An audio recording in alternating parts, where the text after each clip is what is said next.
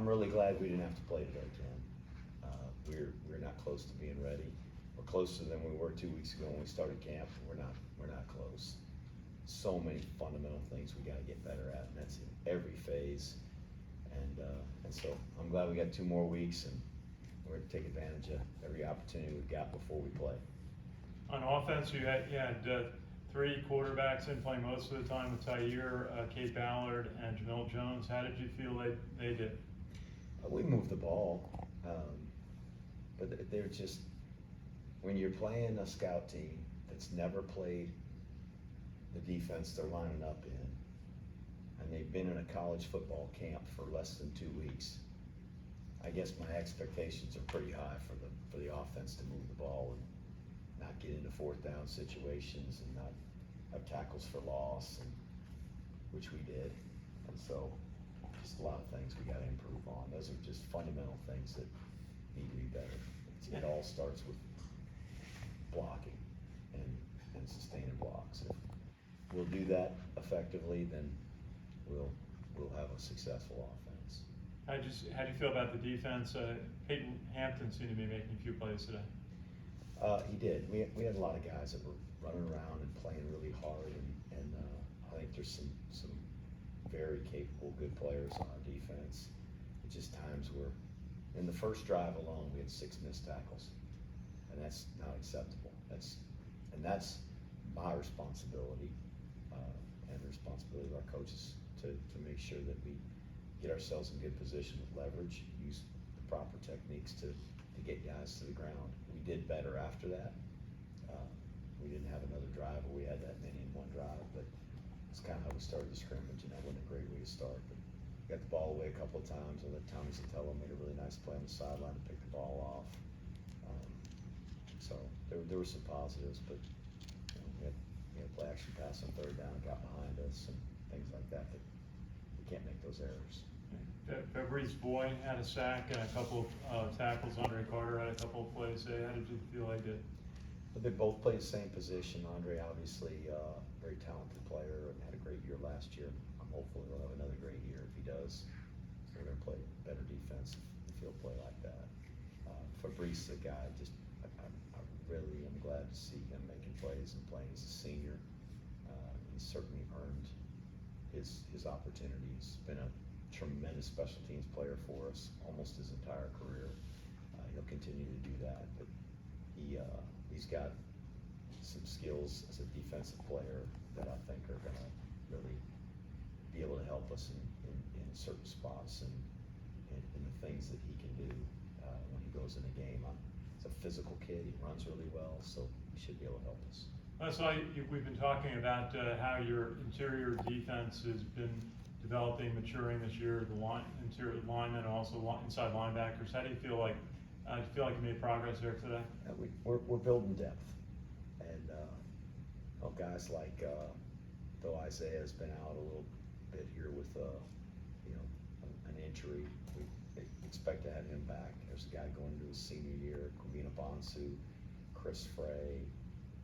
There's some guys that have been around the program. Darius Richardson, Nate Smith. Guys moved from outside linebacker, and has he improved? I mean, just really proud of how he's developed as a player. So I'm pleased with those guys up front, how hard they're playing. There's a couple freshmen that are in the mix. They're in the front 7.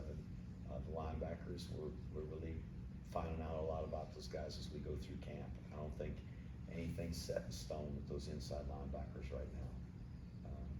Calvin Crummy and Peyton Hampton, Leo Nolan, Spencer Jones.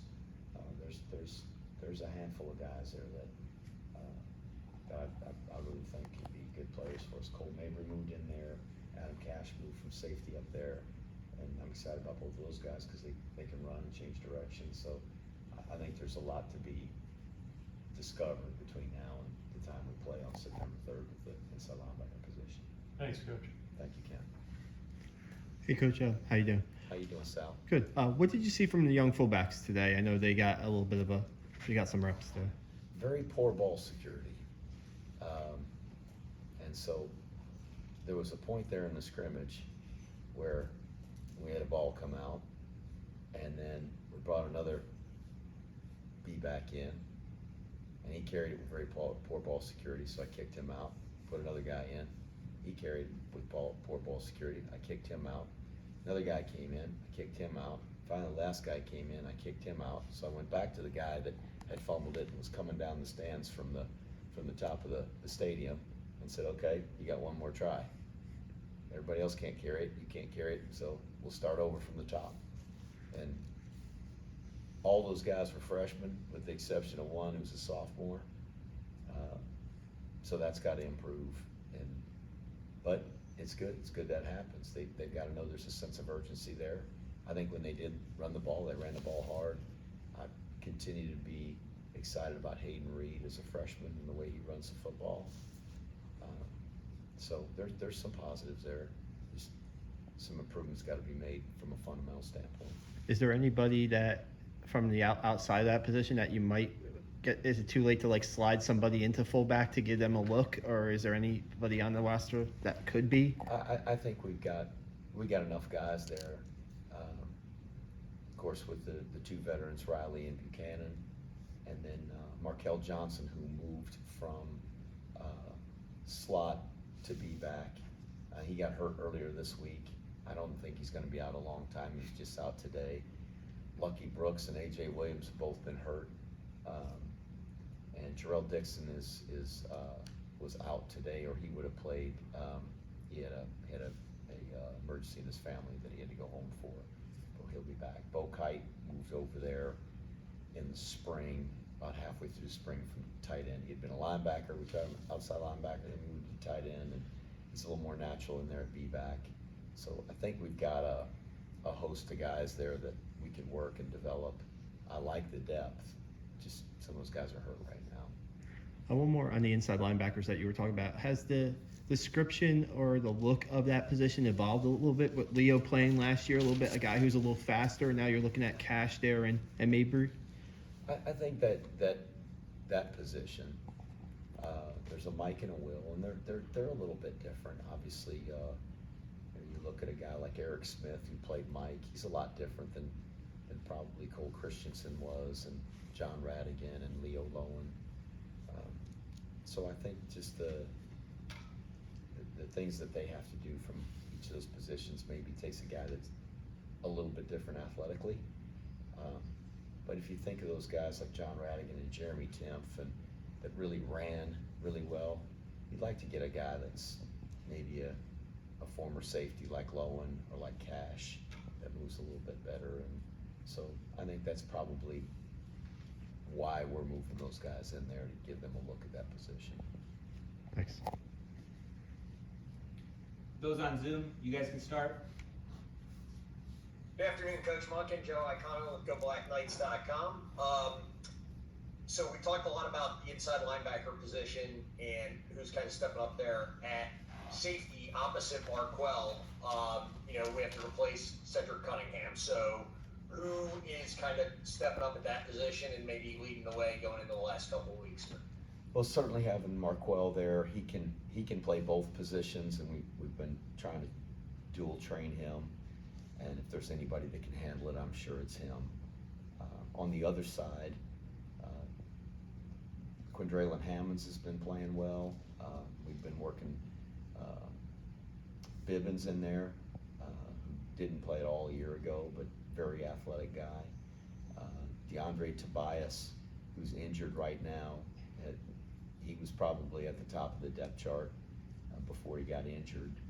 But those are the guys that are kind of in the mix there that I think we can count on all those guys. Absolutely. And, as you get ready for Coastal Carolina here 2 weeks from today, obviously super high-powered offense, put up a lot of points, a lot of yards, great passing game and running game, really talented quarterback. What concerns you the most? And kind of, I know Army always has to stop the run first as kind of a key point, but what are you most concerned with as you get ready to face Coastal? They're a really good football team, and they're well coached. They play very well together. They complement each other. The offense and defense, special teams really complement each other. You watch them play as as a team, and they play good team football. They play really hard. They're a very talented football team, not just the quarterback. There's a lot of guys in that football team that are super, super talented. You don't have a record like they've had over the last 2 years without guys with a whole lot of ability. And I know the league that they're playing in and how athletic that league is. So just tremendous respect for their team, their players, their coaches, and that makes it concerning. It's a team that's, like I said, very talented, very well coached. They operate well together. They know how to win, and they can run the football and stop the run, which I think in today's age gets lost in all the hype of big plays and those kinds of things. Still at the core of football is being able to do those things effectively, and they do them very well. It's why they've only lost 3 games in the last 2 years, which they've been as talked about as a team as anybody in the last 2 years of college football. Absolutely. And my follow-up and final question, you mentioned there's a lot of things obviously that have to improve in the next 2 weeks. You specifically mentioned sustaining blocks and ball security.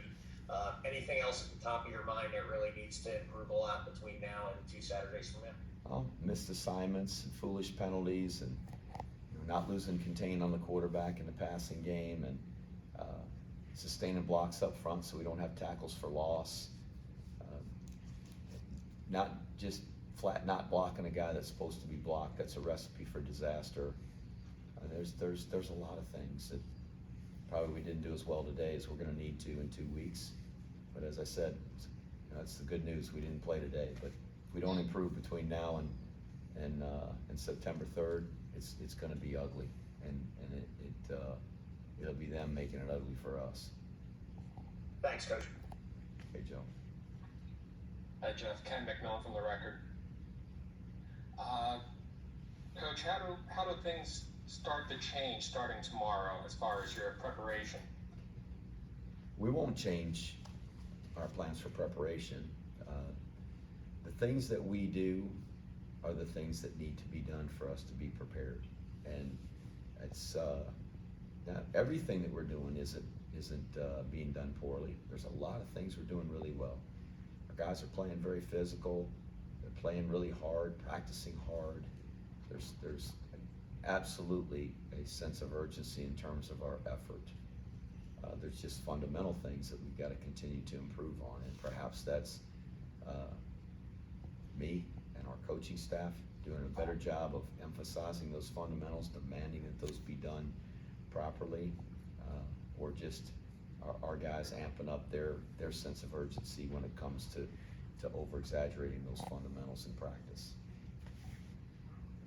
Tell us when, in your mind, is it starting to be ideal to set your 1, 2s, and 3s? Oh, I think we got a 1, 2, and 3 right now. There's probably a couple of positions where there may be some uncertainty. I mean, I think that the feedback position, I think either of those 2 guys at the top could take the first play or not take the first play. They're both really good players. I think the 2 guys at the top of the chart at quarterback are the same. Either one of those guys could be the starting quarterback, and the other one might play the second play of the game. So I think there's positions like that. But for the most part, I think it's starting to sort itself out. And if we had to play today, we'd name the starting 11 on each side, and I think those guys have kind of earned their spot at the top right now. You just mentioned the quarterbacks. Can you give us your assessment of how they stand right now? I mean, I think we could play with those top 4 quarterbacks, any one of them. If any one of those guys had to play the game, we'd feel okay about it. I'm not saying there isn't a difference between the first guy that we put in and the 4th guy we put in, but it's not a grave difference where it's like, oh my gosh, we're going to have to play the next guy or the guy after that. We got 3 seniors at the top, and Bryson Daly, who I think is a really physical, tough runner, throws the ball really well, competitor, great leader. He's got all the intangibles, so feel good about all those guys. I think right now at the top is Tyre and Cade, and either one of those guys we'd be very fine with just saying, hey, you're the quarterback and you gotta play the whole game.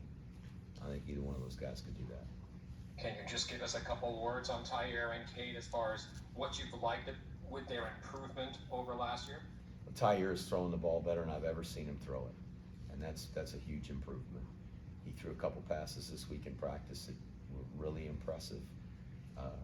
And Cade, on the other side, is running the ball with confidence and running between the tackles as good as I've ever seen him do that. So I think the competition between those two guys is really healthy. They both support each other.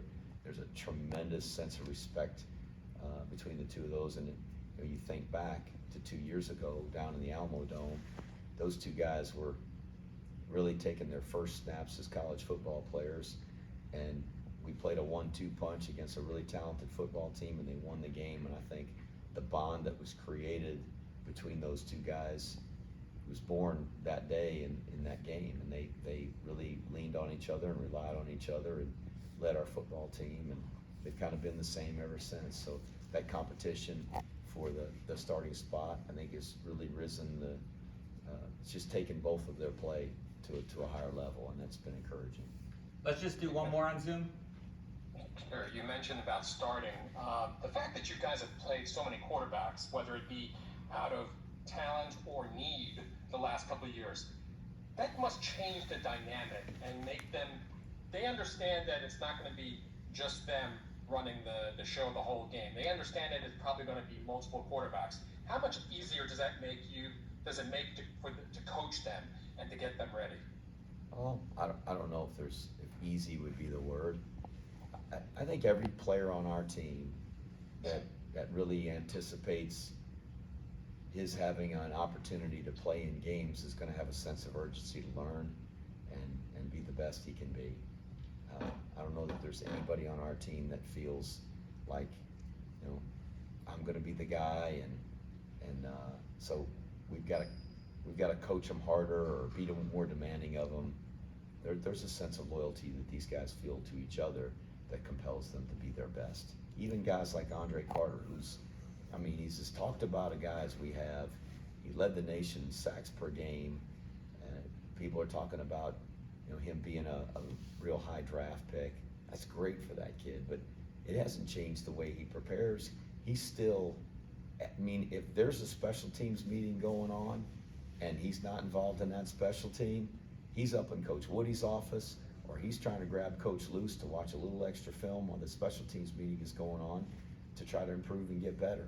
That's the humility that he has, and how much he wants to improve and maximize his potential. And I think that those quarterbacks are like that. And there's been seasons where we played one guy. When Ahmad Bradshaw was the quarterback, he played the whole season, and he was the guy. He was clearly the best quarterback. I think the situation we're in now, we've got multiple quarterbacks that we think can help us, and so, like other positions, because so much is asked of those guys in a run game, and it's a physical position like playing running back, it makes sense to play more than one guy. Why wouldn't we? To keep them fresh and keep them healthy, and if that'll help them get through the season and continue to have all of our quarterbacks healthy, then I think that's wise on our part to do that. If one of those guys separates from the whole pack and he's clearly the best guy and gives us the best chance on every play, and we design the offense around him because of who he is, then so be it. But we're not there with this group of guys, and I think that's a positive for us. We got a lot of guys that we think can play. Thanks, Zoom. Thanks. Last Ken. one, Ken. Coach, you were obviously doing field goals and punts today. Quinn Morensky had 2 field goals, and Cole Talley was out there. How do you manage your kickers, and also what do you think of the punting today? So Coach Saturnio, I think, does a remarkable job coaching those guys. His style of coaching, his personality, his temperament is perfect for coaching those guys, and they have just thrived under his leadership. I think all those guys are hitting the ball really well. Cole had the PAT that he just hit it bad. I don't know what happened. I haven't talked to him about it. He'll get it straightened away. But both he and Quinn have been hitting the ball really, really well. I I thought the punts were good. I thought Billy Belkey really hit a good punt today. And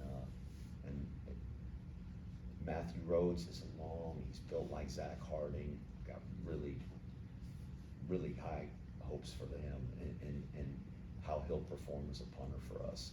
I like long bodies like that, long levered guys.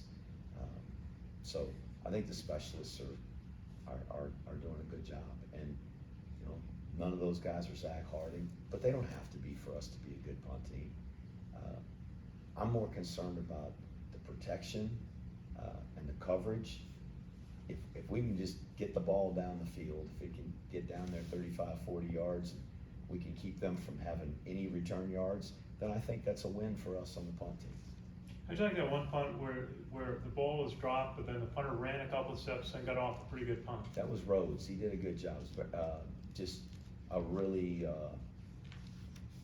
really showed a lot of poise, because you get in that situation, you think, do I just run this thing? And just saw the opportunity, he dropped it quickly and got the ball down the field, which is ideal. That's what we want. We want him to get the punt off, because the chances of him picking up the ball in that instance and getting a first down is probably a low percentage. So I thought it was a good play. Thanks, Coach. Thank you. Bronx